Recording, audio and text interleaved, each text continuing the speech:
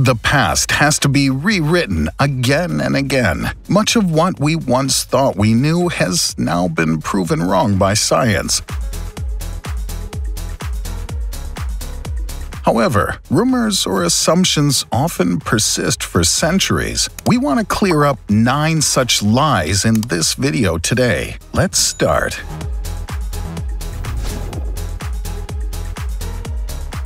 It wasn't just slaves who built the pyramids. For many years, there was a myth that spread around claiming that the Egyptian pyramids were built by slaves who were forced into labor by an evil pharaoh. This idea was first spread by both Jews and Christians who opposed the Egyptian lifestyle, and then by Hollywood films such as The 10 Commandments, released in 1956 and kept alive long afterwards. However, the idea was inspired primarily by the Greek historian Herodotus. While people who study the topic certainly already know that this belief is not really rooted in reality, popular opinion is still shaped by these false assumptions, and a large majority of people still believe the pyramids were the result of slave labor. However, in reality, well-trained and highly skilled workers were paid to build the pyramids. This means that there were no slaves involved, and most of the workers would have been treated quite fairly. An analysis of the animal remains of a meal for the workers by fauna analyst Richard Redding identified enormous amounts of beef, sheep, and goat bones, enough to feed thousands of people. Most of the bones also belonged to very young male animals. Meats such as this were only reserved for royalty, so to think that meat like this would have been wasted on slaves is a downright lie. We understand that meats were not as freely available as they are today, and most red meat like this would not have even been available to the common folk. As far as we can tell, even normal workers from this part of the world would have had access to such luxurious meats. While there is certainly much more we can cover, this alone is undeniable evidence that the pyramids were not built by slaves. Cigarettes are good for your health. Today, pretty much everyone knows that this statement is not true. But in the late 1990s, there was a massive scandal that spread around the world, with big tobacco companies claiming that cigarettes were good for your health. The companies had withheld and actively concealed a great deal of information about the harmful effects of cigarettes. They had also launched advertising campaigns aimed at audiences under the age of 21 to attract a new generation of smokers. Camel was one of the main brands advertising toward children. In the end, a judge ordered that all advertisements about cigarettes needed to include that the drug could be incredibly harmful to your health and may lead to certain cancers. While this information is widely known today, it wasn't until 2017 that this advertisement was actually broadcast on television. But even nowadays, the tobacco industry tries to find many different ways to persuade ignorant buyers into purchasing tobacco products. For example, cigarettes without additives or organic cigarettes are often marketed as healthier, even if this is not the truth. The reality is, cigarettes are bad for you because of the combustion process, not necessarily the additives that are placed in them.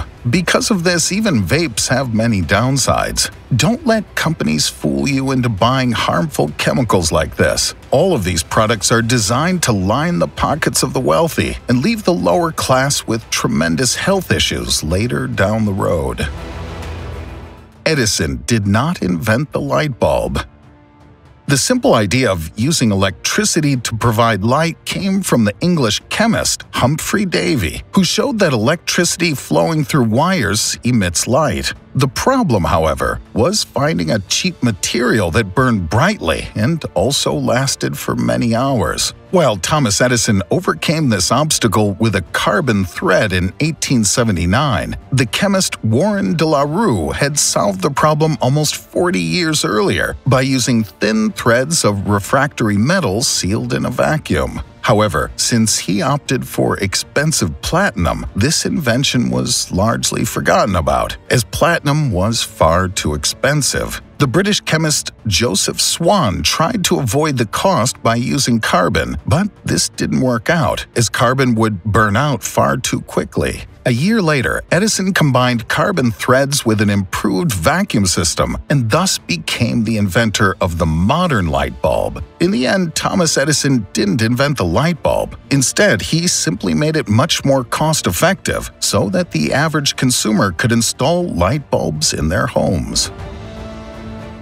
Einstein did not fail math.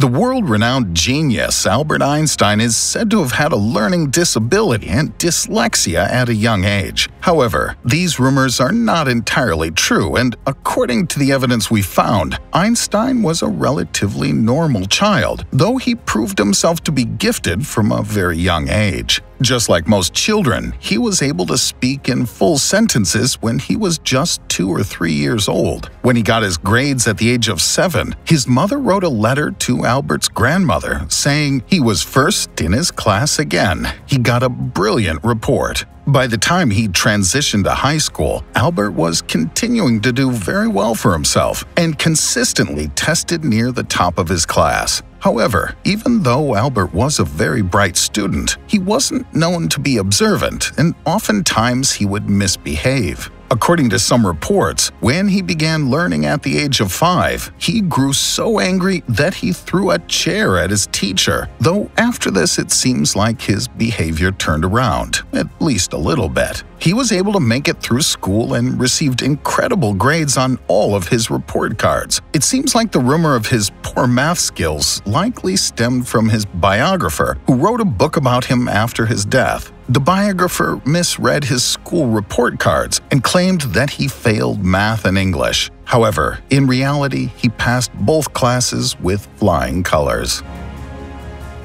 The Great Wall of China is not visible from space.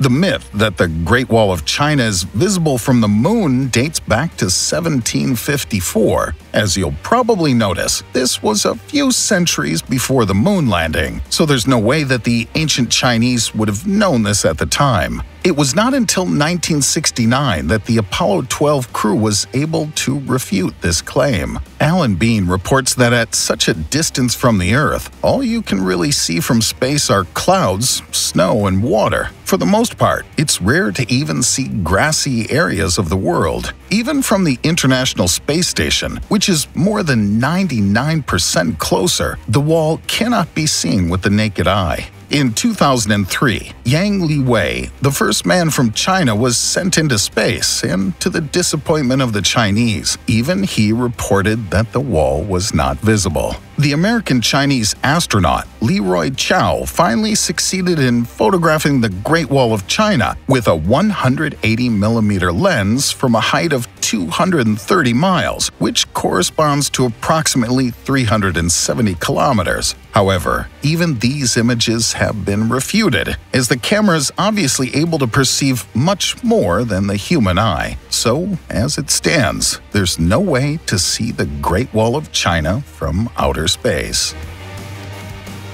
The Loch Ness photo is fake.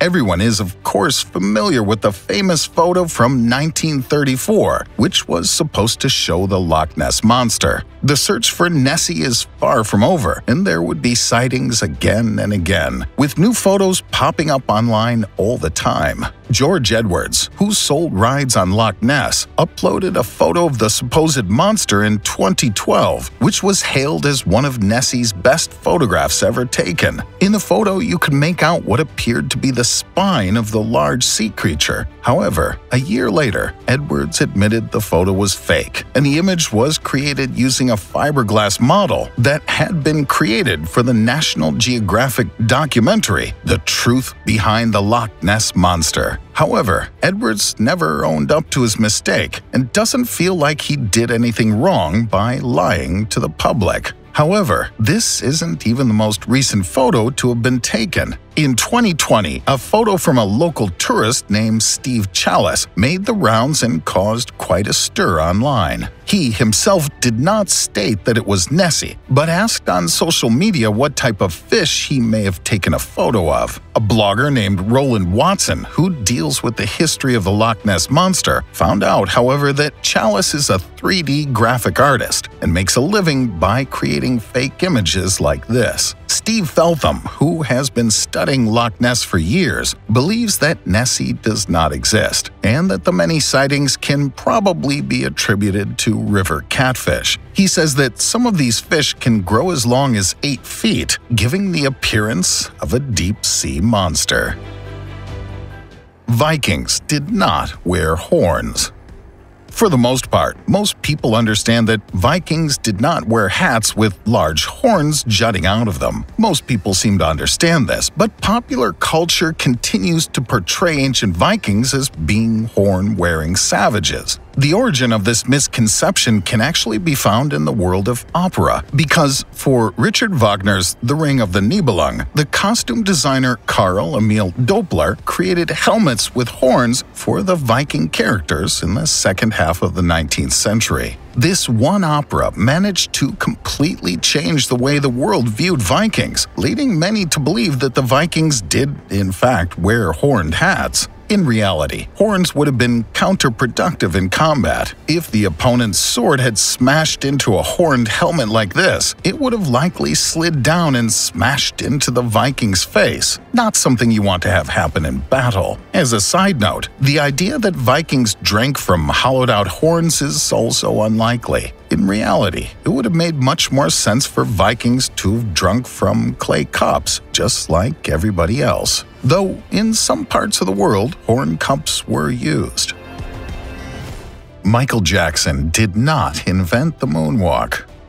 The moonwalk is always associated with Michael Jackson. Originally, this dance move would have been known as the backslide, but Michael certainly gave this move a new lease on life and renamed it. According to his older sister LaToya, it comes from a dancer named Jeffrey who performed it on a show called Soul Train and later taught it to Michael, who gave it its current name. There is one significant difference, however. With the backslide, you slide backward while it looks like you're walking forward. With the moonwalk, on the other hand, you largely stay in place while also making movements as if you're walking forward. However, a very similar move was invented by jazz singer Cab Calloway in the early 1930s. In 1974, David Bowie also performed a version of the moonwalk at an opening show for Aladdin Sane. The moonwalk was first used by Michael Jackson on March 25, 1983, in the Motown 25 show for Billie Jean, and immediately became a hit with his fans.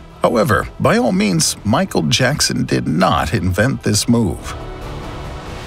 Carbon dating is not accurate.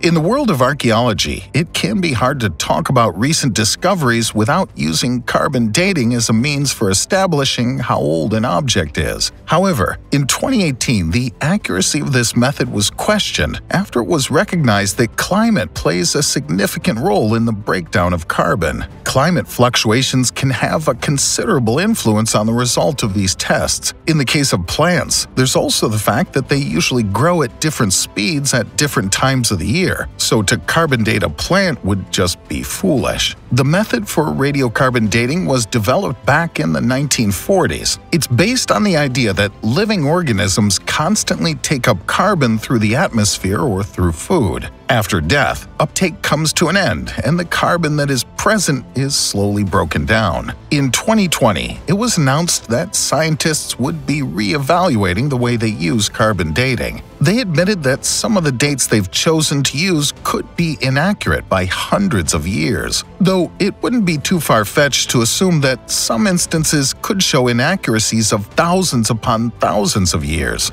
This is a dilemma that many Christian scientists have been talking about for decades, but it seems like the scientific community is finally on board and has agreed to reevaluate the way we use carbon dating throughout history. Thanks for watching. Be sure to hit that like button and ring the notification bell for more videos.